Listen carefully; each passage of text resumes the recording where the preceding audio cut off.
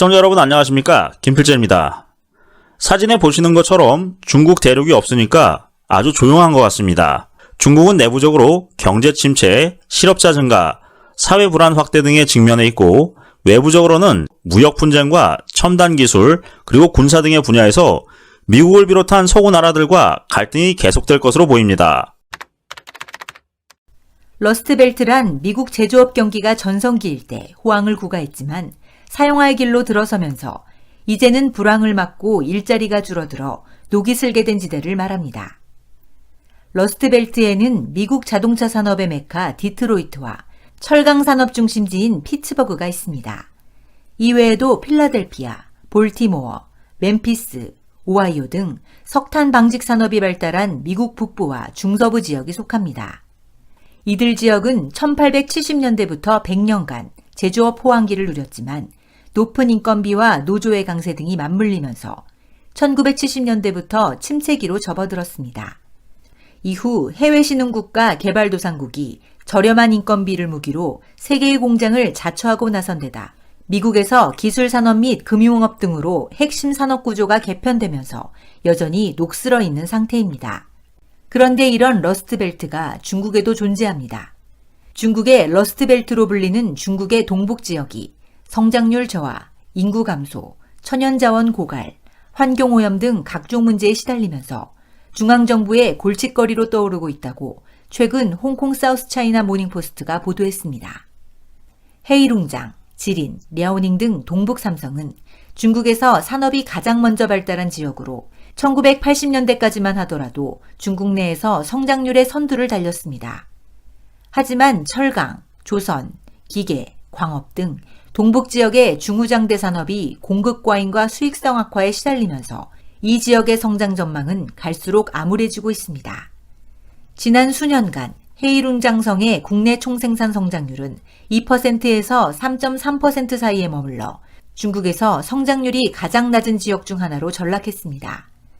랴오닝성은 성장률을 부풀려 중앙정부에 보고했다가 철퇴를 맞기도 했습니다. 이처럼 우울한 중국의 경제 상황은 인구 유출로 이어지고 있습니다. 상황을 더욱 악화시키는 것은 동북지역의 최대 경제 기반 중 하나인 천연자원이 고갈 위기를 맞고 있다는 점입니다. 이 지역에서 생산되는 석탄, 석유, 철 등은 수십 년간 중국 경제의 고성장을 뒷받침하는 역할을 톡톡히 수행했으나 이제 매장량의 한계를 드러내고 있습니다. 랴오닝성, 푸순, 푸신 등은 한때 석탄 생산 도시로서 화랑을 누렸으나 이제 석탄 생산량의 감소와 함께 도시 경제가 쇠락하고 인구가 빠져나가는 상황을 맞고 있습니다. 더구나 수십 년간 오염물질 배출이 많은 중공업에 집중한 탓에 동북삼성은 대기질 악화, 수질 오염, 중금속 물질의 토양 침투 등 각종 환경 문제에도 시달리고 있습니다. 중국 중앙정부는 비효율적인 국영기업을 민간기업이 인수하거나 민간 혼합 소유제를 시행하도록 하고 저장, 장수 등 부유한 남쪽 지방정부와 동북삼성의 협력을 끌어내는 등 각종 지원책 마련에 나섰습니다.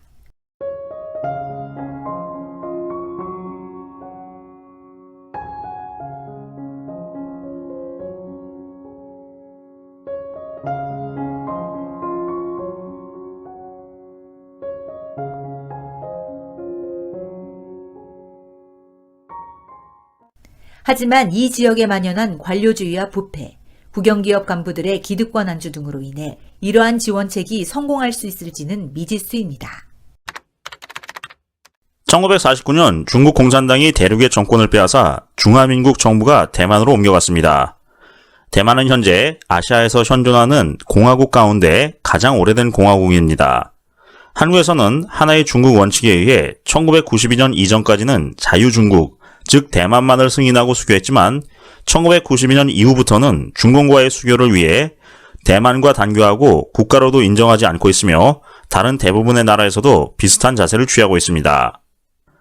1959년 티베트 지역에서는 중국 공산당의 탄압에 대한 대규모 항거가 발생했습니다. 일부 보도에 따르면 당시 중국의 무력 진압으로 약 8만 명의 사상자가 발생했고 티베트 지도자인 달라이라마 14세와 일부 고관들이 인도로 망명했습니다. 같은 해 중국에서는 1958년부터 시행한 농업과 공업의 대증산 정책인 대약진 운동의 여파로 대기근이 발생하여 약 3천만 명 이상이 아사했습니다. 1969년 3월 중국 당국과 구소련 사이의 국경인 우스리강의 다만스키섬 영유권을 둘러싸고 대규모 군사 충돌이 발생했습니다. 같은 해 8월 중국과 소련 양군은 신장 위구르 자치구 북쪽에 위치한 타르바가타이 지역에서 무력 충돌을 일으켰습니다. 1979년 2월 17일에는 중국과 베트남 전쟁이 발발했습니다. 당시 전쟁은 중국 공산당의 선전포고로 시작되어 3월까지 이어졌습니다. 중국 당국은 당시 전쟁으로 중국군 6,954명이 사망하고 14,800여 명이 부상했다고 밝혔습니다. 1989년 6월 중국 당국은 민주화를 요구하는 학생과 시민들에게 전차와 장갑차 등을 출동시켜 무력 진압을 시행했습니다. 2014년 미 백악관이 해금한 기밀 문서에 따르면 당시 진압으로 최소 4만 명 이상이 사상한 것으로 알려져 있습니다. 중국 공산당 정권은 무역전쟁에 따른 경기 침체, 그리고 빚더미로 전락한 1대1로에 대한 각국의 비난, 사회적 시위 증가, 그리고 지식인들의 개혁 요구 등 무겁고 풀기 어려운 각종 현안에 직면해 있는 상태입니다. 홍콩 시사지인 아시아 주간은 최근 보도에서 중국이 직면한 다수의 현안들은 모두 심각한 상태로 어떤 것이든 중국 공산당의 근간을 흔들 수 있다는 견해를 보였습니다. 최근 대만 출신의 중국 문제 평론가인 림바오하는 중국이 3가지 위기에 직면하는 다사다난한 해가 될 것으로 전망했습니다. 구체적으로 림바오하는 3가지 위기와 관련해서 무역전쟁 여파로 경기 하강에 따른 금융위기가 발생할 수 있고, 중국 당국의 극좌 정책으로 공산당 내부 마찰이 커져서 쿠데타가 발생할 가능성이 있으며, 마지막으로 중국의 패권주의 강화로 미국과 군사적 충돌이 발생할 가능성을 지적했습니다. 중국의 역사를 자세히 들여다보면 아주 흥미로운 사실을 알 수가 있습니다. 중국의 역대 왕조인 진, 한, 수, 당, 송, 원, 명, 청으로 연결되는 통일왕조 흥망의 열쇠가 바로 한반도에 있다는 것입니다. 이들은 하나같이 한국과 가까울 때 흥했고 멀어지면서 쇠락했습니다. 그러면 지금부터 역사적 사례를 들어서 여러분들에게 설명해 드리겠습니다. 진나라는 통일을 이루자마자 큰배 60척과 5,000명이 넘는 선원으로 구성된 선단을 동방으로 보냈고, 이들 선단은 제주도의 서귀포에 닿습니다. 혹자는 이 항해의 목적이 불로초를 구원한 것이라고 하지만 이것은 한마디로 웃기는 소리입니다. 서쪽의 내륙 변방에 위치했던 진나라는 오래전부터 동쪽 해안에서 융성한 해양 문화를 누리는 오나라, 초나라, 제나라 등의 나라를 부러워했습니다. 이 때문에 그는 통일 대업을 이루자마자 서둘러 대규모의 무역 선단을 동방으로 보낸 것입니다. 그런데 그 꿈은 물거품이 되었습니다. 진나라의 선단은 어디론가 사라져버렸고, 이 바람에 진나라의 국고는 거덜이 났습니다. 그런데다 연이어 터진 농민 반란으로 제국은 허무하게 무너졌습니다. 진나라 이후 다시 제국을 세운 한나라는 한반도 북서쪽에 한사군을 설치해 한반도와 왕성하게 교류했을 때 가장 번창했습니다. 그런데 흉노를 비롯한 북방 민족과의 갈등으로 한사군에 대한 지배력을 잃고 한반도와의 교류가 끊기면서 쇠약을 거듭하다 결국 붕괴됐습니다. 수왕조는 오랜 분열을 극복하고 가까스로 통일을 이루지만 고구려와의 전쟁에서 지는 바람에 불과 15년 만에 망했습니다. 수나라를 이어받은 당나라는 전조의 실패를 거울 삼아 신라와 손잡고 고구려와 백제를 평정해 국제적인 부강을 이룹니다.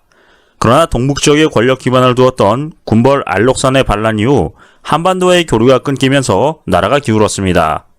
송나라는 고려의 동맹국이었을 때 세계적인 문명을 꽃피우지만 고려가 원나라와 손을 잡자 몇 년을 못 견디고 몰락하게 됩니다. 원나라 역시 고려와 손을 잡은 명에 의해 북방의 몽골 지방으로 쫓겨난 뒤 힘을 잃게 됩니다. 명나라는 토목의 변때 50만 대군이 격파되고 왕조는 포로가 되어 북경이 포위되고 멸망 직전에 이르게 됩니다. 이때 조선의 지원으로 몽골군을 북방으로 몰아낸 후 왕조의 명맥을 유지했습니다. 그러나 조선이 청과 손을 잡게 되자 불과 10년 만에 사라지게 됩니다. 그 뒤에 세워진 청나라는 왕조의 운명을 오로지 조선과 함께 했습니다. 현대에 와서도 달라진 게 없습니다. 모택동이 장개석과 패권을 다툴 때 백두산 너머로부터 무기와 피난처를 제공받았고, 이 때문에 중국은 지금도 한반도의 중요성을 결코 잊지 않고 있습니다. 이처럼 역사에서 적나라하게 드러나듯이 예나 지금이나 한반도는 중국에 절대적인 영향을 끼쳤습니다. 알고 보면 중국이란 나라는 땅덩이는 크지만 정권은 의외로 취약합니다. 권력의 소용돌이가 하도 잦고 커서 분열 이후 통일을 이루는 세력은 기존 세력과는 거리가 먼 평민이나 이민족이었습니다. 이민족이라고 해봤자 인구가 수백만 명에 불과한데 그 이민족의 수가 지금도 무려 50개가 넘습니다. 이 때문에 중국의 권력은 강한 힘보다는 시대의 흐름과 민심에 따라 결정되는 경향이 있습니다. 이런 역사를 이해한다면 우리는 중국 공산당 당국이 대만, 홍콩, 티벳, 신장 위구르, 그리고 내몽고의 움직임은 물론이고 파룬공과 같은 종교단체에게마저도 왜 그리 예민하게 굽는지 까닭을 알 수가 있습니다. 아울러 중국이 한반도에 미치는 영향력보다 한반도가 중국에 미치는 영향이 더 크며 한국의 중국 걱정보다 중국의 한국 걱정이 훨씬 더 크다는 사정도 이해할 수가 있습니다. 중국은 우리의 이웃 국가로 덩치가 매우 큽니다. 그런데 지금껏 우리는 이웃의 겉모습만 보고 큰 덩치에 주눅이 들어 스스로 몸을 움츠린 면이 있었습니다. 그러나 따지고 보면 그럴 이유가 하나도 없습니다.